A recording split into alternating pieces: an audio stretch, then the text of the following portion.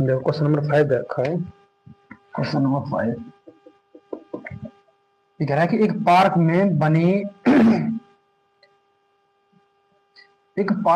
5 metre त्रिज्या वाली, बहुत बड़ा है ये, चलो लिख देते हैं छोटे छोटा। बने एक पार्क में बने 5 मीटर त्रिज्या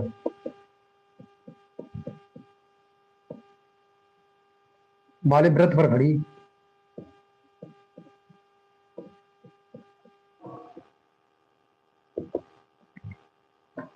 तीन लड़कियां खड़ी हुई हैं। 3 लड़कियां,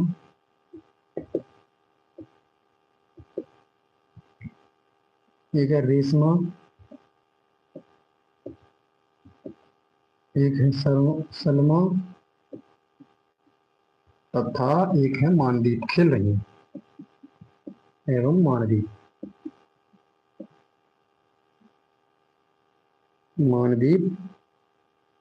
खेल रही है।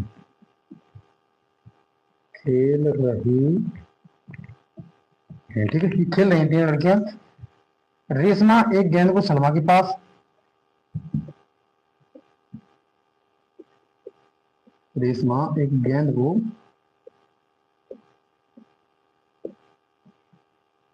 सलमा के पास, कॉमा सलमा मानदीप के पास।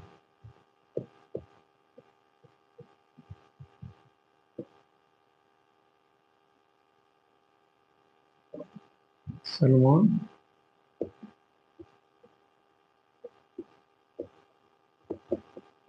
मानदीप के पास तथा मानदीप रेशमा के पास, तथा मानदीप रेशमा के पास फेंकती है। ठीक है, गेंद को एक दूसरे के पास फेंकती है। ठीक है, क्लियर है। देखो फेंकती है। यदि देखो थोड़ा छोटा छोटा लिख रहा हूँ, कोई क्वेश्चन बड़ा है फिर आएगा नहीं। यदि रेशमा तथा सलमा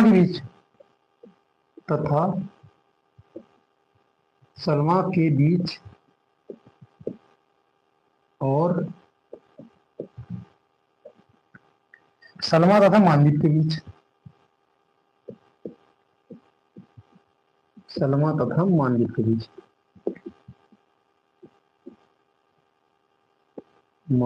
बीच,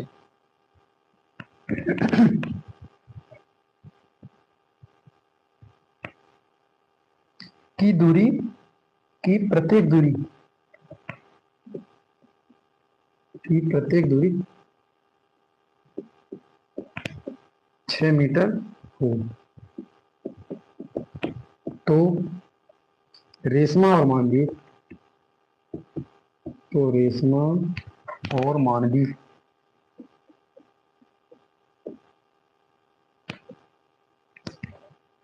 के बीच की दूरी क्या होगी? क्या है? ठीक है, ये हमारा क्वेश्चन। जो क्वेश्चन फिर से पढ़ते हैं एक बार। ये कह रहा है कि पार्क है, उसमें 5 सेंटीमीटर त्रिज्या वाला एक वृत्त बना हुआ है। ठीक, एक वृत्त है, मान लो ये, इसकी त्रिज्या कितनी है? 5 सेंटीमीटर। ठीक है, कह रहा है उसमें 3 लड़कियां खड़ी हुई है। यहाँ पर 3 लड़कियां मान लो, हमने एक लड़की मान ली यहाँ पर, एक यहाँ पर, एक यहाँ पर मान ली। ठीक है, ऐसे मान लेंगे। इसका सेंटर ये वाला। ठीक है, मान ली रेशमा है, ये सलमा है, ये मानदीप है। ठीक है, ये लड़कियां में मानदीप, रेशमा सलमा और मानदीप खेल रही है। ये जो है एक गेंद को, देखो सलमा जो है गेंद को रेशमा जो है सलमा के पास फेंकती है, सलमा मानदीप के पास और मानदीप रेशमा के पास। इस तरह से फेंक फेंक के गेंद को खेल रही है। ठीक है, उसका कहना है यदि रेशमा और सलमा के बीच की दूरी, यानी ये वाली दूरी कितनी है, और ये वाली दूरी, और सलमा और मानदीप के बीच की दूरी, ये कितनी है? 6 सेंटीमीटर है। यानी दोनों बराबर है, और कितनी है? 6 सेंटीमीटर है।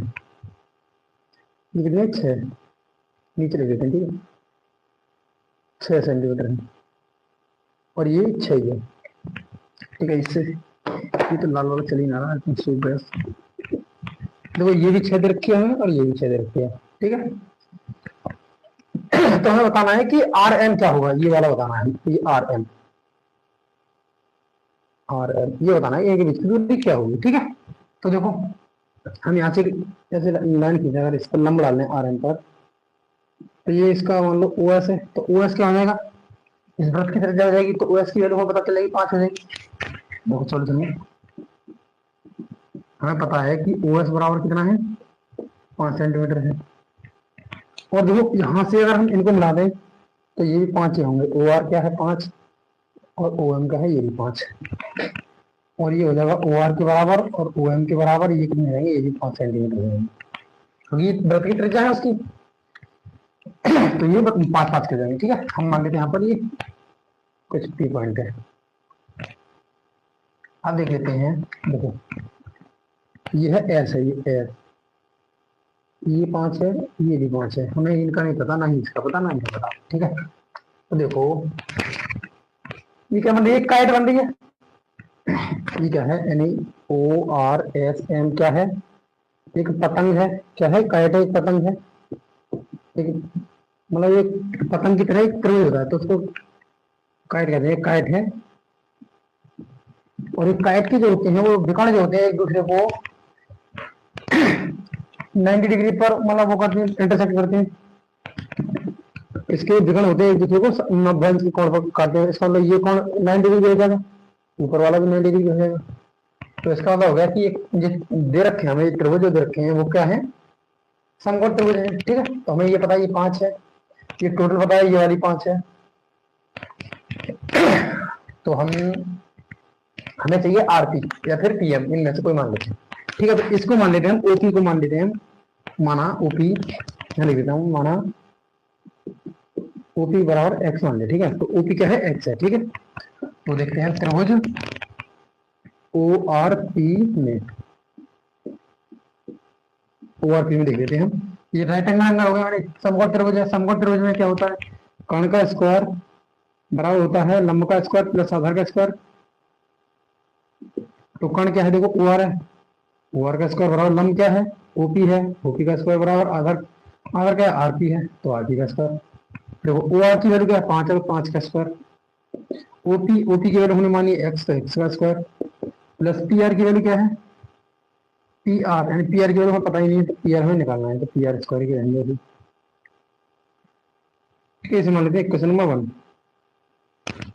या फिर इसको खोल के, चलो अभी नहीं मानना, अब ये 5 का स्क्वायर 25 हो जाएगा, बराबर हो जाएगा एक्स स्क्वायर प्लस का पी आर स्क्वायर, इसे मान लेते हैं question number 1।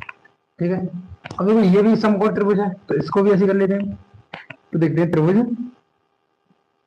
P R S में, इस त्रिभुज में देख लेते हैं, इस त्रिभुज में ये है इसका आर एस, क्या है इसका कर्ण है, तो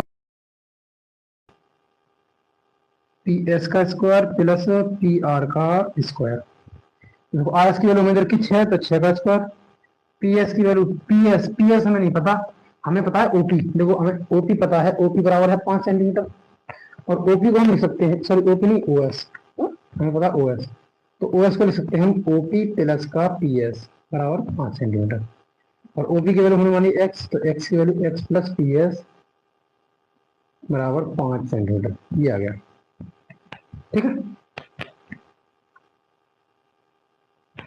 यहाँ से याद है, तो देखो हम पी एस की वैल्यू क्या, मतलब अगर पी एस की वैल्यू लिखे हो तो यहाँ से पी एस की वैल्यू निकालें, तो आ जाएगी 5 माइनस का एक्स, कितनी आ जाएगी 5 माइनस का एक्स, तो यहाँ लिख देंगे 5 माइनस एक्स का स्क्वायर, और ये पी आर है तो पी आर ही रहेंगे पी एस का। तो देखो इसको जब खोलेंगे तो देखो सब 6 का वर्ग 36 होगा, बराबर से खोलेंगे तो 5 का वर्ग 25 प्लस एक्स स्क्वायर माइनस का 5 दूनी 10 एक्स प्लस का पी आर स्क्वायर। ठीक है, ये तो सभी जानते होंगे, ये माइनस बी का होल स्क्वायर कैसे खोलते हैं। तो देखो इस 25 को बदला घटा देंगे, तो 36 में से 25 सब घटाएंगे तो उसमें 11 बराबर होगा एक्स स्क्वायर माइनस का 10x प्लस का पी आर स्क्वायर, ये होगा समीकरण 2। क्लियर है, अब क्या करते हैं, देखो समीकरण 1 में से समीकरण 2 को घटा देते हैं, यहाँ लिख देते हैं समीकरण 1 माइनस 2, यानी 1 में से समीकरण 2 को घटा देते हैं। तो देखो 1 है हमारा 25 बराबर है x square plus P R का स्क्वायर, और इसमें से हम घटा देते हैं 11 बराबर एक्स स्क्वायर माइनस का 10x प्लस का पी आर स्क्वायर। ठीक है, हमें पी आर ही चाहिए, पी आर मतलब आर पी है, पी आर चाहिए हमें। तो देखो इनको घटा देते हैं, तो यहाँ से ये चिन्ह बदल जाते हैं घटाने पर, ये माइनस कर जाएगा, ये प्लस कर जाएगा, ये माइनस कर जाएगा। तो देखो 25 में से 11 घटाएंगे कितने बचेंगे, 14। और एक्स स्क्वायर से माइनस का स्क्वायर कैंसिल हो जाएगा, एक पी आर स्क्वायर से माइनस का पी आर स्क्वायर कैंसिल हो जाएगा, तो यहाँ बचा 10x। देखा ना। तो देखो यहाँ से x की वैल्यू अगर निकालेंगे तो ये 14 है और ये बटे में 10 आ जाएंगे, यानी कि ये काटेंगे तो 2 7 14, 2 पंजे 10। तो x की वैल्यू आ गई 7/5। x की वैल्यू कितना आ गई 7/5। 7/5 को अगर हम लिखें तो x की वैल्यू ऐसे पॉइंट में लिखेंगे तो 5 एकम 5 और 5 चौक 20 यानी 1.4 आ गए। x की वैल्यू आ गई 1.4। हमें निकालनी आरपी। तो देखो कोई से एक समीकरण में रख देते, कोई से नहीं, इसमें मान लो समीकरण 1 में रख देते हैं इसको। तो यहाँ पर समीकरण 1 से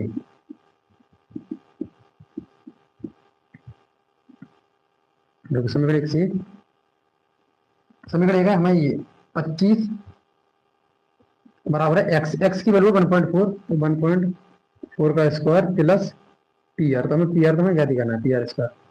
हमें पी आर की वैल्यू ज्ञात करनी है, और पी आर की वैल्यू पता चलेगी तो हम इसका 2 गुना कर देंगे तो हमें आर एम मिल जाएगा। ठीक है, तो देखो